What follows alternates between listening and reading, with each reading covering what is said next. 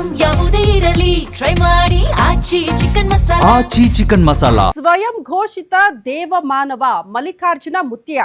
ಬಹುತೇಕರು ಸೋಷಿಯಲ್ ಮೀಡಿಯಾದಲ್ಲಿ ಅವರ ಆರ್ಭಟವನ್ನ ನೋಡಿರ್ತೀರಿ. ಕಾರಣ ಅವರೇ ಸ್ವಯಂ ಘೋಷಿತ ದೇವಮಾನವ. ಬಟ್ ಈಗ ಮತ್ತೆ ಸುದ್ದಿಯಲ್ಲಿದ್ದಾರೆ. ಕಾರಣ ಇಷ್ಟೇ, ಒಬ್ಬ ಬಾಲಕಿಯ ಜೊತೆಗೆ ಬೇರೆ ರೀತಿಯಲ್ಲಿ ವರ್ತನೆ ಮಾಡಿದ್ರು ಅನ್ನೋದೇ ಸೋಷಿಯಲ್ ಮೀಡಿಯಾದಲ್ಲಿ ದೊಡ್ಡ ಮಟ್ಟದ ಚರ್ಚೆ ಆಗ್ತಾ ಇದೆ. ಹಾಗಾಗಿ ಅವರ ವಿರುದ್ಧ ದೂರು ದಾಖಲಾಗಿದೆ ಅಂತೆ. ಯಾದಗಿರಿಯ ಗೋಗಿ ಪೊಲೀಸ್ ಠಾಣೆಯಲ್ಲಿ ಕೇಸ್ ದಾಖಲಾಗಿದೆ ಅನ್ನೋದರ ಡೀಟೇಲ್ ಸಿಗ್ತಾ ಇದೆ. ಪ್ರಮುಖವಾಗಿ 75 BNS ಅಡಿ ಕೇಸ್ ದಾಖಲಿಸಿಕೊಂಡಿದ್ದಾರಂತೆ ಪೊಲೀಸರು. ಗೋಗಿ ಠಾಣೆಯಲ್ಲಿ IPC 12ರ ಅಡಿಯಲ್ಲಿ ಪೋಕ್ಸೋ ಕೇಸ್ ದಾಖಲಾಗಿದೆ ಅನ್ನೋದರ ಡೀಟೇಲ್ ಸಿಗ್ತಾ ಇದೆ. ಇನ್ನು ಮಹಲ್ ರೋಜಾ ಕ್ಷೇತ್ರದಲ್ಲಿ ಪಂಚನಾಮೆ ನಡೆಸುವ ಸಾಧ್ಯತೆ ಇದ್ದು ಅಪ್ರಾಪ್ತೆಯ ಪೋಷಕರನ್ನ ಕೂಡ ಪೊಲೀಸರು ವಿಚಾರಣೆಗೆ ಒಳಪಡಿಸಲಿದ್ದಾರೆ.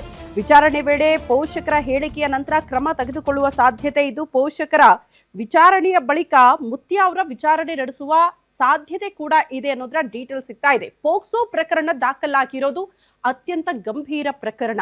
ಹಾಗಾಗಿ ಮಲ್ಲಿಕಾರ್ಜುನ ಮುತ್ಯ ಅವರು ನಿಜಕ್ಕೂ ಆ ಅಪ್ರಾಪ್ತ ಬಾಲಕಿಯ ಜೊತೆಗೆ ಅನುಚಿತವಾಗಿ ವರ್ತನೆ ಮಾಡಿದ್ರ, ಕೆಟ್ಟ ಉದ್ದೇಶದಿಂದಲೇ ಈ ರೀತಿ ವರ್ತನೆ ಇತ್ತ, ಇಂಥ ಪರ ವಿರೋಧದ ಚರ್ಚೆಗಳು ಸೋಷಿಯಲ್ ಮೀಡಿಯಾದಲ್ಲಿ ನೋಡೋದಕ್ಕೆ ಸಿಗ್ತಾ ಇದೆ. ಹಾಗಾಗಿ ಪೊಲೀಸರು ಈ ವಿಚಾರಕ್ಕೆ ಸಂಬಂಧಪಟ್ಟಂತೆ ಪೋಕ್ಸೋ ಪ್ರಕರಣ ದಾಖಲು ಮಾಡಿಕೊಂಡಿದ್ದು ಇವತ್ತೇನೋ ಸ್ಥಳ ಮಹಜರಾಗುತ್ತಂತೆ. ಅಂದ್ರೆ ಪಂಚನಾಮೆ ಮಾಡ್ತಾರೆ. ಅದಾದ ಬಳಿಕ ಆ ಅಪ್ರಾಪ್ತ ಬಾಲಕಿಯ ಪೋಷಕರ ಸ್ಟೇಟ್ಮೆಂಟ್ ವೆರಿ ಇಂಪಾರ್ಟೆಂಟ್ ಆಗುತ್ತಾ. ಹೌದಾ, ನಿಮ್ಮ ಮಗಳ ಜೊತೆಗೆ ಈ ರೀತಿ ಅನುಚಿತವಾಗಿ ವರ್ತನೆ ಮಾಡಿದ್ರ, ಸ್ವಯಂ ಘೋಷಿತ ದೇವಮಾನವ, ಇದನ್ನ ಪ್ರಶ್ನೆ ಮಾಡ್ತಾರೆ. ಅವರ ಹೇಳಿಕೆಯ ನಂತರ ಮೋಸ್ಟ್ಲಿ ಇವತ್ತು ಮಲ್ಲಿಕಾರ್ಜುನ ಮುತ್ಯ ಅವರ ವಿಚಾರಣೆ ನಡೆಸುವ ಸಾಧ್ಯತೆ ಇದೆ. ನಿಮ್ಮೂರಿನಿಂದ ವಿಶ್ವ ಮಟ್ಟದವರೆಗೆ ರಾಜಕೀಯ, ಸಿನಿಮಾ, ಸ್ಪೋರ್ಟ್ಸ್ ಯಾವ ಸುದ್ದಿಯೂ ಮಿಸ್ ಆಗಲ್ಲ. ಬರೀ ಸುದ್ದಿಯಷ್ಟೇ ಅಲ್ಲ, ಜೊತೆಯಲ್ಲೇ ಇರುತ್ತೆ ವಿಶ್ಲೇಷಣೆ. ಗ್ಯಾರಂಟಿ ನ್ಯೂಸ್ ನ ಸಬ್ಸ್ಕ್ರೈಬ್ ಮಾಡಿ, ಫಾಲೋ ಮಾಡಿ, ಕ್ಷಣ ಕ್ಷಣದ ಅಪ್ಡೇಟ್ಸ್ ಪಡೆಯಿರಿ.